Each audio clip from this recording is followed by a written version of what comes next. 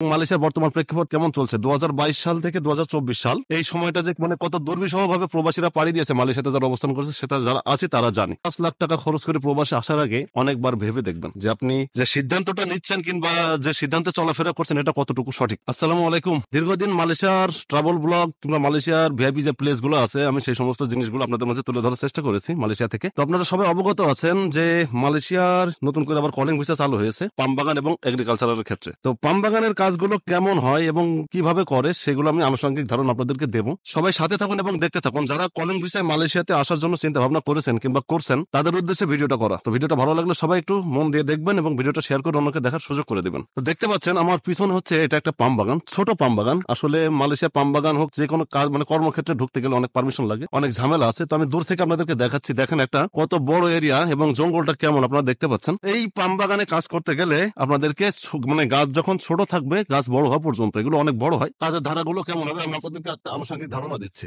তো দেখতে পাচ্ছেন এটা হচ্ছে একটা পাম গাছ, দেখতে পাচ্ছেন কত বৃহৎ আকৃতির। পাম গাছের যে ডগাগুলো আছে আমরা ডগা বলি, এগুলো কাটা হচ্ছে মেন কাজ এবং এই ডগার প্রত্যেকটা ডগার গোড়ে একটা করে ফল থাকে, ফলগুলো কাটতে হয়। এক একটা ফলের ওজন 35 কেজি 40 কেজি, যেগুলো বৃহৎ আকৃতির হয় 50 কেজি 60 কেজি পর্যন্ত হয়ে থাকে। তো দেখেন কত বৃহৎ আকৃতির একটা গাছ, এই গাছের ডগাগুলো আপনাদেরকে কাটতে হবে এই ঘন জঙ্গলের মধ্যে। দ্বিতীয়ত আপনাদের থাকা খাওয়া চলা ফেরা সবকিছু এখানেই হবে। তো দেখেন আমি আসলে ভিতরে যাওয়ার পারমিশন নাই তো আমি যাইতে পারতেছি না, গেলে আমি হয়তো আরো কাছে যে আপনাদেরকে দেখাইতাম। দেখতে পাচ্ছেন আমার পিছনে মোটামুটি বেশ ভালো একটা বড় পাম বাগান, মোটামুটি ভাবে অনেক ভালো বড় একটা পাম বাগান। এর জঙ্গল এটা ওটা সব মিলাই কিন্তু পাম বাগানে কাজ করাটা অনেক রিস্ক।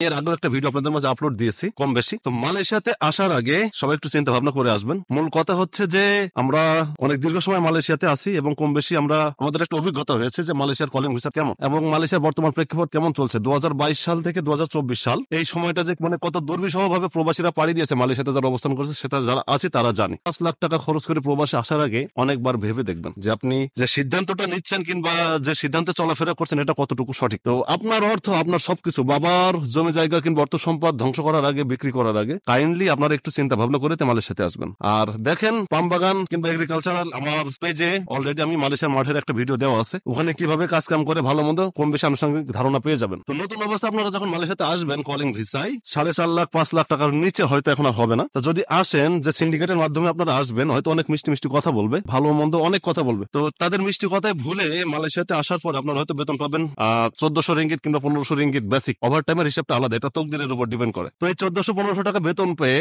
4 লাখ 4.5 লক্ষ টাকা খরচ করে আপনারা যে প্রবাসে আসবেন আপনাদের কি গ্যারান্টি আছে যে দালাল আপনাকে যে কথাটা বলে নিয়ে আসবে সেই তার প্রেক্ষিতে আপনি কাজ পাবেন? এমন কিছু না। 2022 সাল থেকে 2023 সালের মাঝামাঝি পর্যন্ত যে কলিংটা রানিং ছিল ওই কলিং এ যত লোক আসছিল মনে করেন 2 লাখের টার্গেট ছিল কিংবা সেখানে লোক ঢুকছে প্রায় 4 লাখ 4.5 লাখ। 2022 সালে যে কলিংটা খুলছিল ওই আসছিল তারা কিন্তু আনুষঙ্গিক ভাবে প্রায় অনেকেই কাজ পায়নি, 70% মানুষ কাজ পায়নি।